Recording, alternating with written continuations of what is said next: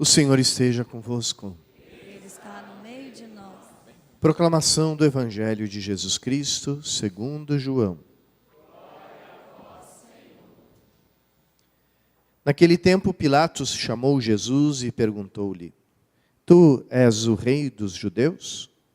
Jesus respondeu: Estás dizendo isso por ti mesmo, ou outros te disseram isso de mim? Pilatos falou: Por acaso sou judeu? O teu povo e os sumos sacerdotes te entregaram a mim. Que fizeste? Jesus respondeu: O meu reino não é deste mundo. Se o meu reino fosse deste mundo, os meus guardas lutariam para que eu não fosse entregue aos judeus. Mas o meu reino não é daqui. Pilatos disse a Jesus: Então tu és rei? Jesus respondeu: Tu o dizes, eu sou rei. Eu nasci e vim ao mundo para isto, para dar testemunho da verdade. Todo aquele que é da verdade, escuta a minha voz. Palavra da salvação.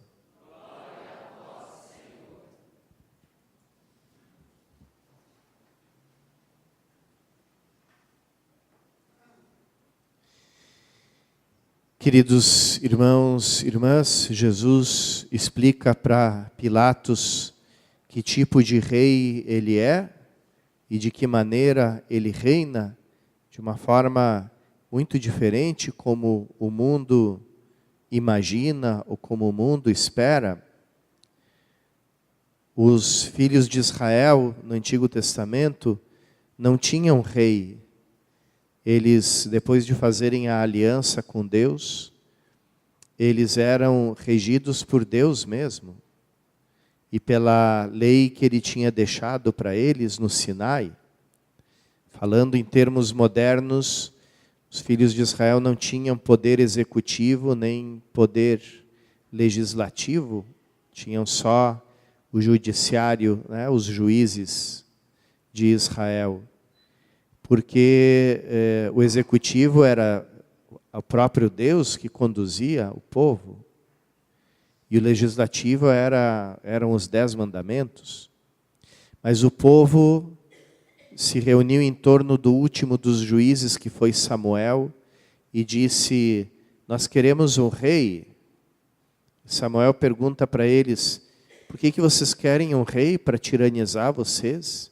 Para pegar uma parte daquilo que vocês produzem e usar para os fins dele e para os amigos dele, e pegar os filhos de vocês e colocar para morrerem nas guerras que ele vai promover, e pegar as filhas de vocês e transformar em esposas e em concubinas dele, no palácio dele? Para que vocês querem um negócio desses? E o povo respondeu para Samuel: Nós queremos ter um rei porque os outros povos têm, e nós queremos ser como os outros. Essa é a tentação do povo de Israel, e a tentação do povo cristão não é muito diferente. Nós recebemos uma vida nova, diferente em Cristo.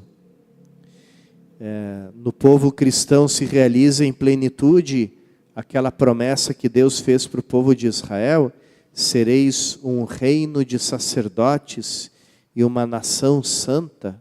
Quer dizer, um povo que no meio dos povos aponta para Deus e leva o mundo inteiro a Deus, conduz o povo a Deus. Mas a gente não sabe o que fazer com essa condição, com essa nossa condição sacerdotal. Nós não sabemos o que fazer com a liberdade que Cristo nos deu. E nós, como os filhos de Israel, quando saíram do Egito, ficaram suspirando pelas cebolas do Egito.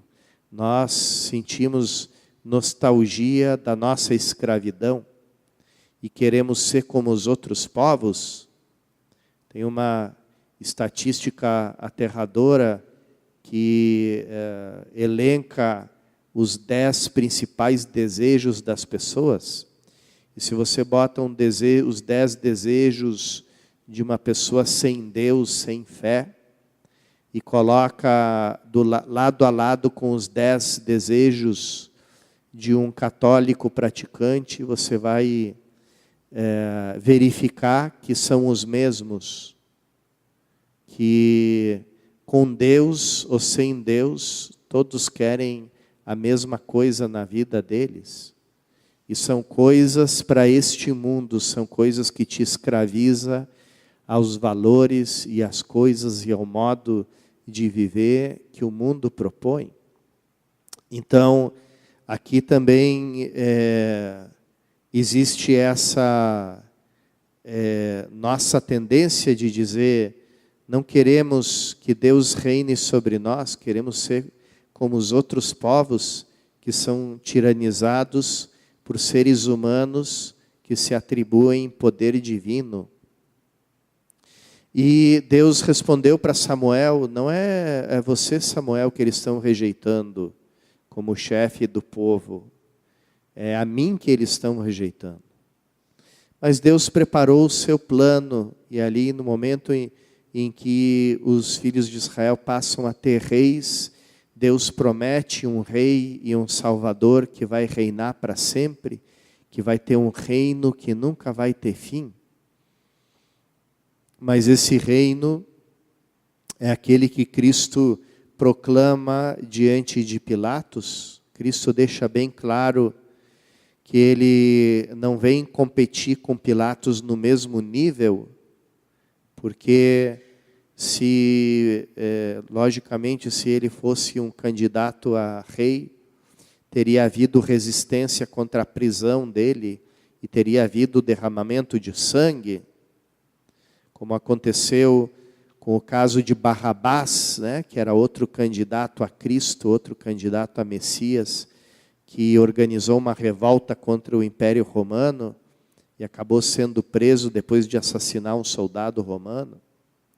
Então Cristo deixa bem claro para Pilatos que ele não é esse tipo de pessoa, ele não é esse tipo de rei, mas Pilatos continua o interrogatório. Então você é rei? Você está dizendo que tem um reino que não é deste mundo, então você é rei? E Jesus proclama diante de Pilatos que ele é rei e que ele veio ao mundo para dar testemunho da verdade. E Pilatos não entende nada o que tem a ver a verdade com reinar, porque Pilatos, como um bom político, sabe que o que se faz para se manter no poder não tem nada a ver com a verdade, tem a ver com o cálculo.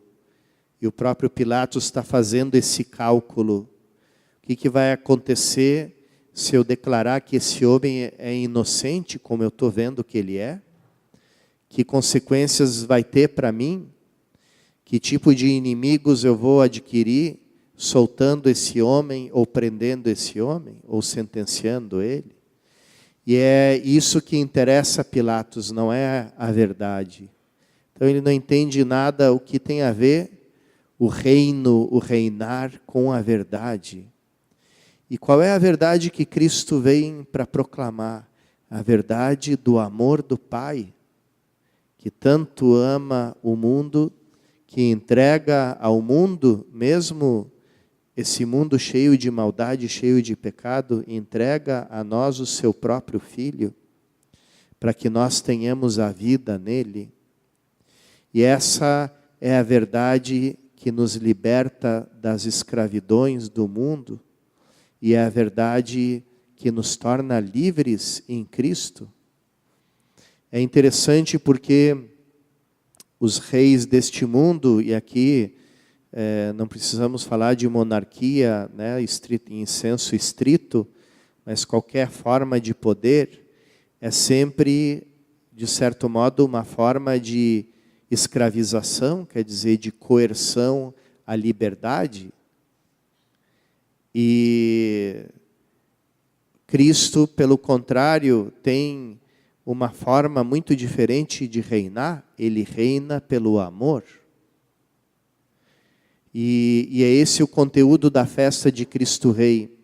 Vocês sabem que a festa de Cristo Rei ela brota da devoção ao coração de Jesus, porque houve um impulso desde o início da devoção ao Sagrado Coração de Jesus, um impulso de consagrar as pessoas, as famílias, as sociedades, as cidades, os lugares ao coração de Cristo.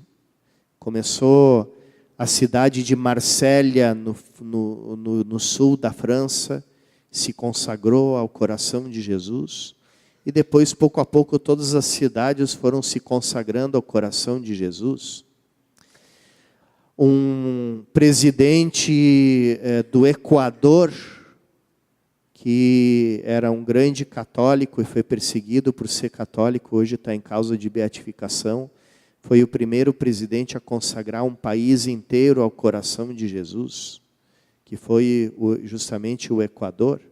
E pouco a pouco todos os países foram fazendo atos de consagração ao coração de Jesus, até que chegou diante do Papa Leão XIII um pedido de que o Papa consagrasse o mundo inteiro ao coração de Jesus.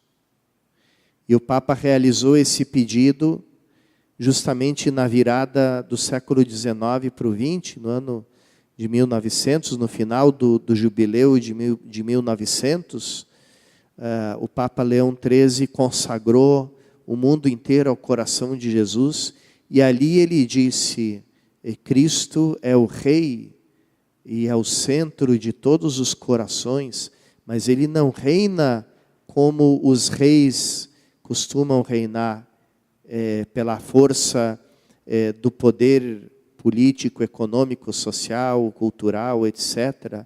Ele reina pelo amor, porque Ele nos dá e nos entrega todo o seu amor.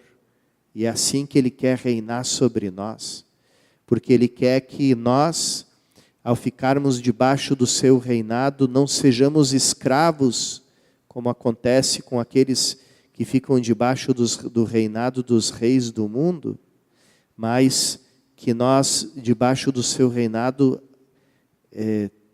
encontremos a verdadeira liberdade, porque a verdadeira liberdade se encontra justamente no amor, na entrega livre e amorosa de si mesmo. Então, depois, mais tarde, o Papa Pio XI, que é um Papa de uma história muito interessante, porque ele foi Papa durante aquele intervalo entre a Primeira e a Segunda Guerra Mundial, e viu crescer todos aqueles totalitarismos no mundo, né? O comunismo, o fascismo, o nazismo. E ele proclama e diz assim: a consagração do mundo inteiro a Cristo, proclamação de Cristo como Rei, ela não pode ser um ato pontual, esporádico, que dependa da vontade de alguém, mas ele tem que ser uma lembrança constante na igreja.